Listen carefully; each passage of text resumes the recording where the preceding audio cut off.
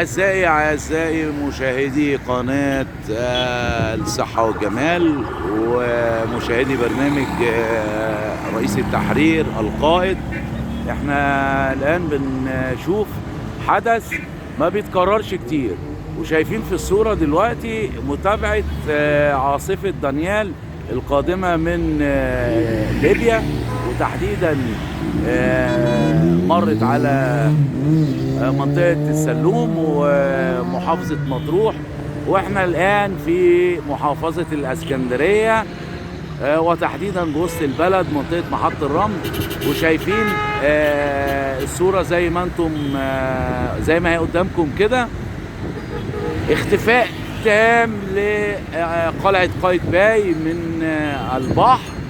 طبعا كان المنظر دوت تشوفه القلعة قدامك، مش شايف اي حاجة، وادي فندق سيسل، والمفروض مبنى المحكمة الكلية ظاهر الى حد ما.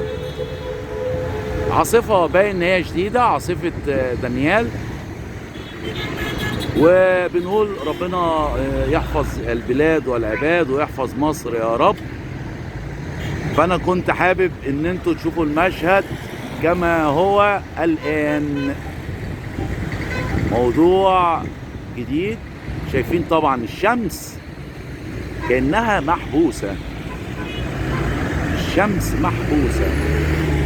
منطقة محطة الرمل اسكندرية الآن.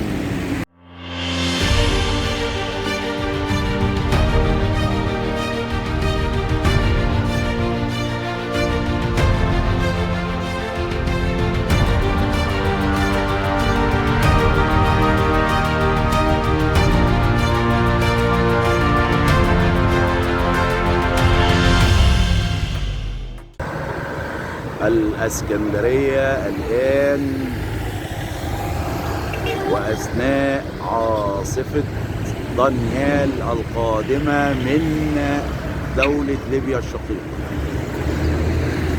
بنقول طبعا بنترحم على شهداء هذه العاصفة في ليبيا. طبعا احنا عارفين ان وصل عدد القتلى في ليبيا او في مدنها المختلفة الى 150 قتيل حتى الآن.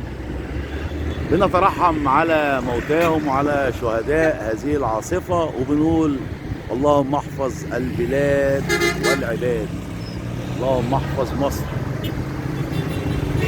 اللهم احفظ البلاد العربية من كل شر.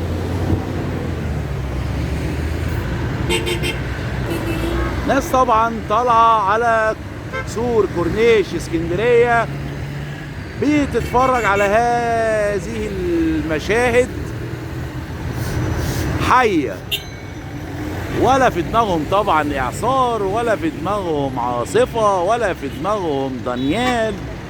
والناس بتستمتع بالجو على كورنيش اسكندرية. زي ما احنا شايفين الجو كويس جدا في اسكندرية رغم هذه العاصفة، ورغم ان الأجواء مختلفة، إلا ان فعلا الناس ضربت بعاصفة دانيال عرض الحائط، وبتستمتع بسور كورنيش اسكندرية بمحطة الرمل.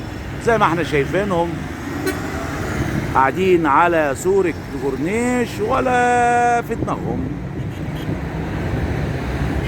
شايفين الشمس، شايفين الشمس عاملة ايه.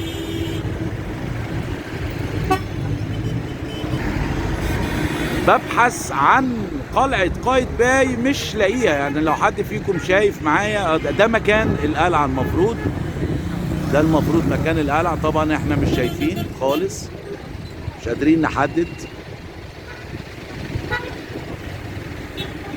هي دي العاصفة وهي دي تبعياتها. مش لاقيين قلعة قايتباي في البحر نهائي. وزي ما قلنا الناس طالعة على كورنيش اسكندرية بتتفرج على مشاهد هذه العاصفة المسماة دانيال بشكل جديد، يعني ما حصلتش. بنقول اللهم احفظ مصر والمصريين، واحفظ الوطن العربي والعالم أجمعين من كل شر.